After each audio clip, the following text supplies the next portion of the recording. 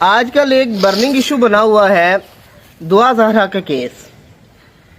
اس case میں بہت سے اینگلز نکل رہے ہیں، لیکن یہاں پہ ایک چیز تو آپ یہ ذہن میں رکھ لیں کہ ایکچولی اصل پرابلم یہ ہے کہ پاکستانی قوم سیکچولی فرسٹریٹڈ قوم ہے. اس کی ریزن کیا ہے کہ ایک بچی جوان ہو جاتے ہیں، وہ کئی سالوں بیٹھے رہتے ہیں، لیکن ان کے لیے نہ کوئی رشتہ آتا ہے اور نہ ہی رشتے آتے رہتے ہیں، دیکھتے رہتے ہیں. بچے کو یہ ٹائم دے دیا جاتا ہے کہ آپ سیٹ ہو، آپ یہ کرو وہ کرو. تو اس طرح سے پھر کیا ہے، پھر ظاہر سی بات ہے وہ غلط رستوں پر ہی چلیں گے. اب یہاں پر اگر کیس کو تھرو آؤٹ دیکھا جائے تو کبھی آپ گیمز پہ الزام لگا دیتے ہیں، کبھی آپ یہ کہتے ہیں جی یہ بچے ہوتے ہی ایسے ہیں، کراچی والے ایسے ہوتے ہیں.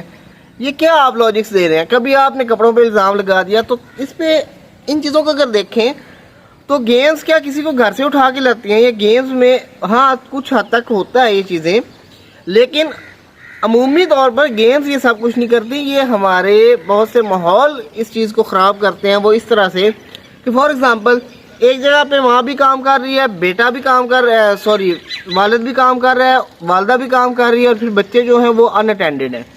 جب ان پہ کوئی توجہ نہیں دے گا تو یہ خاص طور پر یہ جو 10 سال سے لے کر 18-19 سال تک کی عمر ہوتی ہے، یہ کچی عمر ہوتی ہے. اس میں بچے نہ کہے ہوئے بھی غلط رستوں پر چل پڑتے ہیں.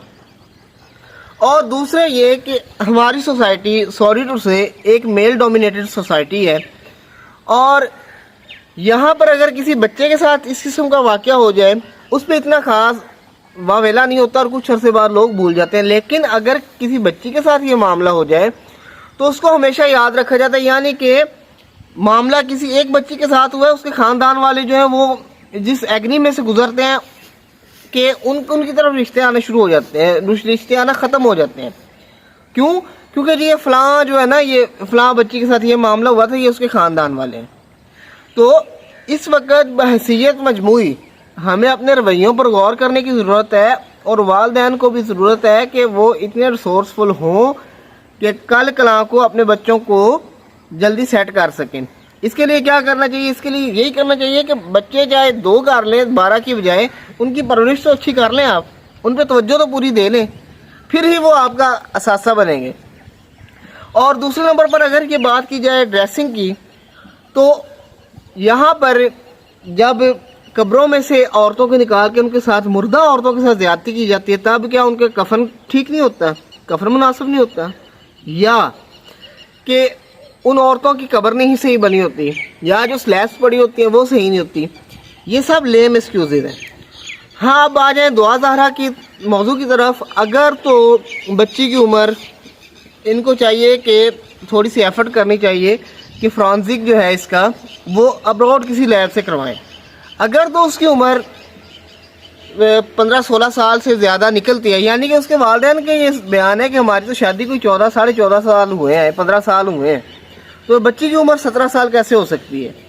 تو یہ ایک تو پھر جو اس میں انوالو ہے، چاہے وہ نکاح خواہ ہے، چاہے وہ جج ہے، چاہے وہ سہولت کار ہے، جو بھی ان سب کو ہیومن سمگلنگ اور ہیومن ٹریفکنگ کے جرم میں اندر ہونا چاہیے، اور اس کیس کو ٹیسٹ کیس بنانا چاہیے، کیونکہ اب یہ نہ چاہتے ہوئے بھی ایک ٹیسٹ کیس بن چکا ہے.